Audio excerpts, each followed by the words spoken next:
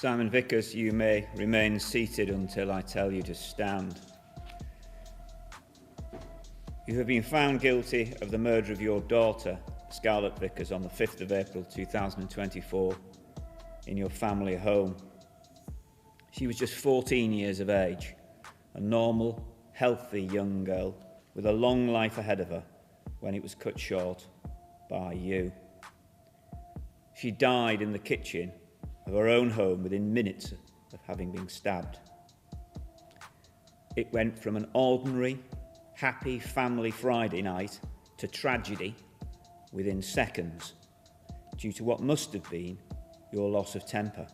There is no other plausible explanation. You have never given a truthful explanation of what happened.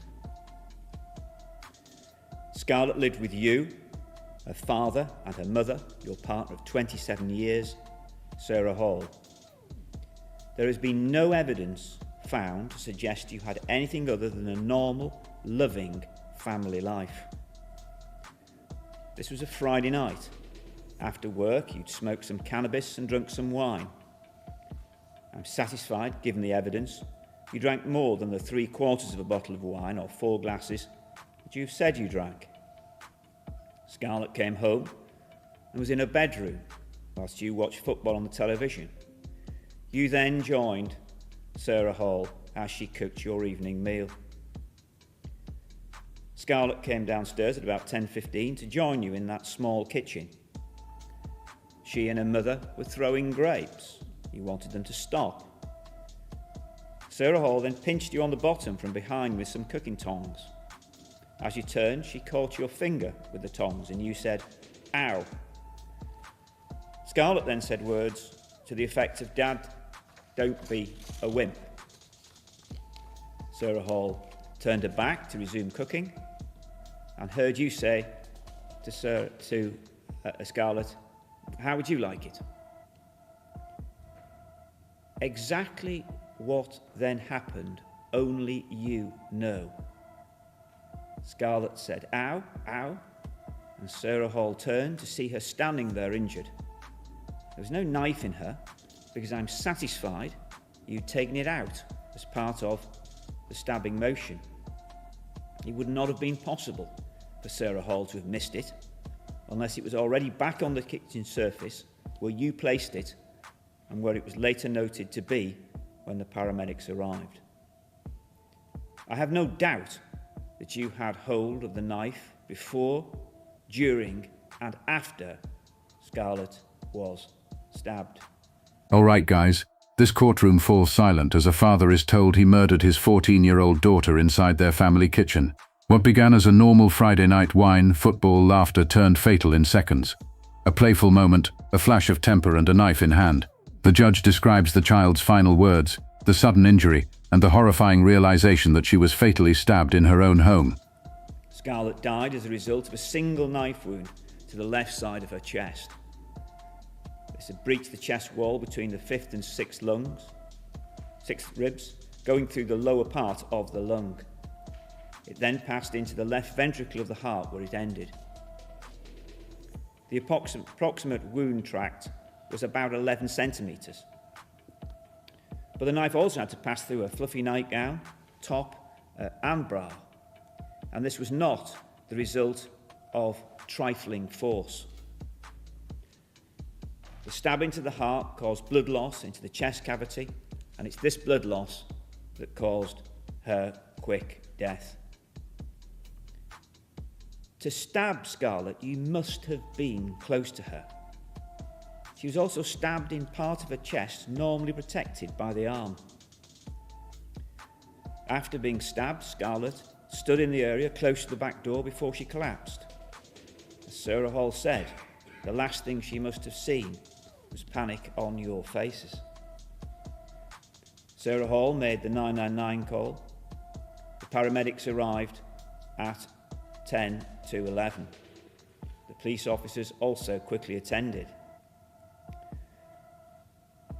Police Sergeant Thompson stated that you could see the paramedics and that you, together with Sarah Hall, were stood at the doorway.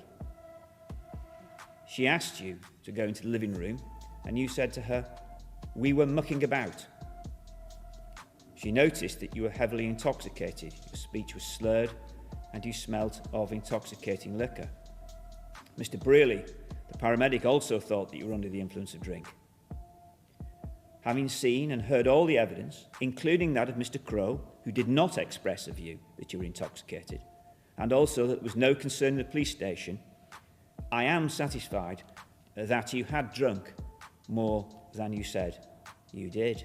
As an observer, the path of the blade is laid out in clinical detail, through clothing, ribs, lung, and into the heart. This was no minor contact, but forceful, close-range violence. The mother's panic, the emergency call, and the father's intoxicated state at the scene are described. The girl collapsed near the back door, her last sight likely the shock on her parents' faces. However, I cannot be sure of the part that alcohol played in this offence. It's likely it played a significant part, but I can't be sure about that to the criminal standard. Scarlett was declared dead at 23:50. Simon Vickers, you've given different accounts of what has happened. Specifically, that she was stabbed by accident, that you've been throwing knives, that you'd thrown a spatula or tongs, that Scarlett lunged towards the knife, and that you were swiping tongs along the kitchen surface. Indeed, the unconvincing and wholly implausible version of events you gave to the jury involves you swiping tongs along the kitchen surface before them flying up into the air, and that you'd not even been aware of a knife before or after Scarlett suffered injury. Indeed, you said knife wasn't in any equation except when Sarah Hall had been cutting onions. Given the evidence of the pathologist, this was clearly untrue. From claims of accidents to flying kitchen tools, each version is dismissed as implausible. The court relies on pathology and physical evidence, concluding the fatal wound came from his hand in a deliberate stabbing motion. He admits causing her death but never tells the truth. The judge stresses that his daughter deserved honesty, and the lies deepen the tragedy. She came by that fatal injury through your hand. As the pathologist said, your arm needed to be braced at the time of the stabbing motion.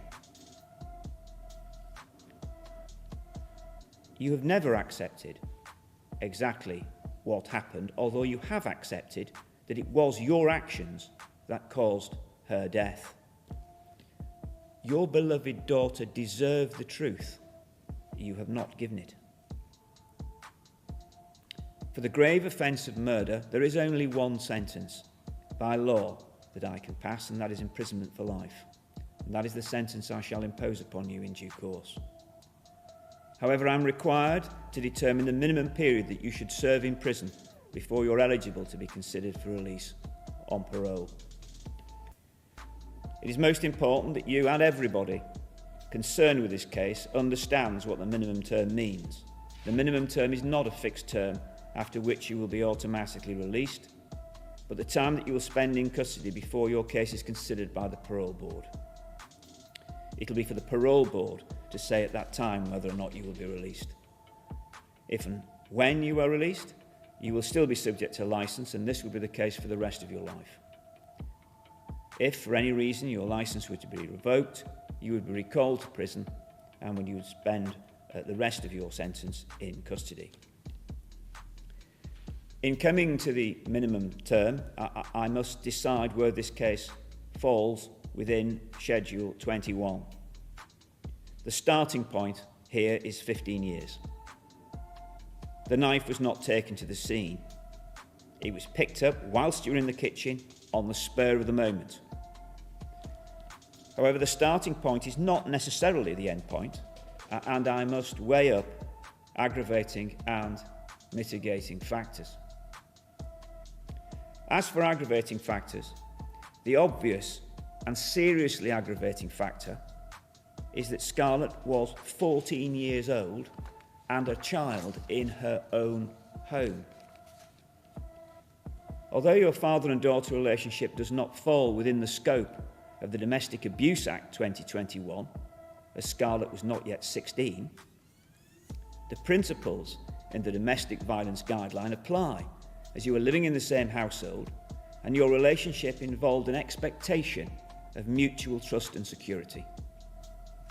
Scarlett's age and the domestic context of the offending behaviour make this offence all the more serious because it represents a violation of that trust and security that normally exists between a child and parents.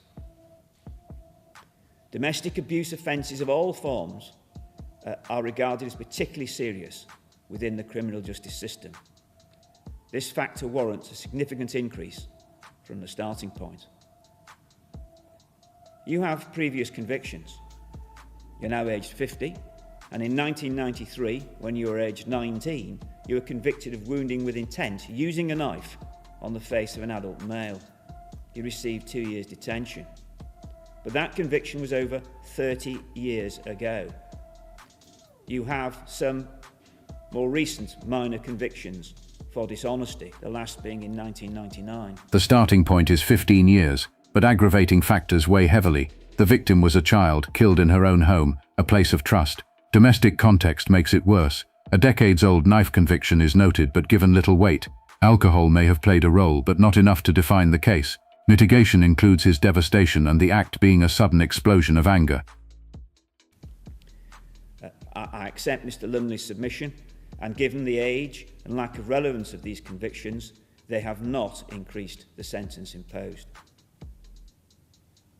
I have thought anxiously about the role of alcohol in this offence. As I've set out, you were under the influence of alcohol. I'm not sure that cannabis had any material effect on you. The fact that an offender is voluntarily intoxicated at the time of the offence will tend to increase the seriousness of the offence, provided that the intoxication has contributed to the offending. However, I'm not sure, applying the criminal standard, that alcohol did contribute to the offence, which I'm driven to conclude was a flash of anger. As for mitigating factors, I accept the factors outlined by Mr. Lumley. I accept that immediately after you stabbed Scarlett, you were devastated by what you've done and have since been a broken man. You've lost your only child at your own hand and will always live with that awful fact. I also accept that this was a momentary act of anger and there was no premeditation. I'm also not sure that there was an intention to kill and sentence on the basis that there was an intention to cause really serious harm. You must be given credit for time on remand. You have spent 217 days in custody for this offence. I direct that if the surcharge applies in this case, it should be drawn up in the appropriate amount. A transcript of these sentencing remarks will be attached to your file for the benefit of the parole board. Compensation is not appropriate. I wish to praise the work of the police and the prosecution team. It's been of the highest quality, and the public and the victim in this case, Scarlett, have been well served by it. Such work rightly deserves public recognition. Stand up, please. Simon Vickers, only you know precisely what happened in that kitchen on that Friday evening, which led to you fatally stabbing your own daughter in what should have been the safety of her own home. What the jury were clearly sure of is that you have lied and given various different accounts of how she sustained injury. You well know what happened. Given that you must have held the knife firmly in your hand, that the stab wound was 11 centimetres deep and caused with sufficient force to cause bruising in the surrounding area, the jury was sure that you had an intention in the moment of stabbing her to cause really serious harm. It was a momentary but devastating act of anger. It stole one young, precious life, ruined your life, your wife's life, and Scarlett's relatives and friends. We'll never, ever recover entirely from it. The clock cannot be turned back. You must now face the consequences that the law dictates. Simon Vickers, for the murder of Scarlett Vickers, I sentence you to life imprisonment. You will serve a minimum term of 15 years, less the 217 days you have served on remand. You may go down. The judge calls it a momentary yet catastrophic act that destroyed multiple lives. The jury found intent to cause serious harm. No compensation is ordered, but the loss is beyond measure. The father is told he alone knows the full truth. The sentence, life imprisonment, with a minimum term of 15 years minus time served. Like the video, subscribe to the channel, and we'll see you in the next video.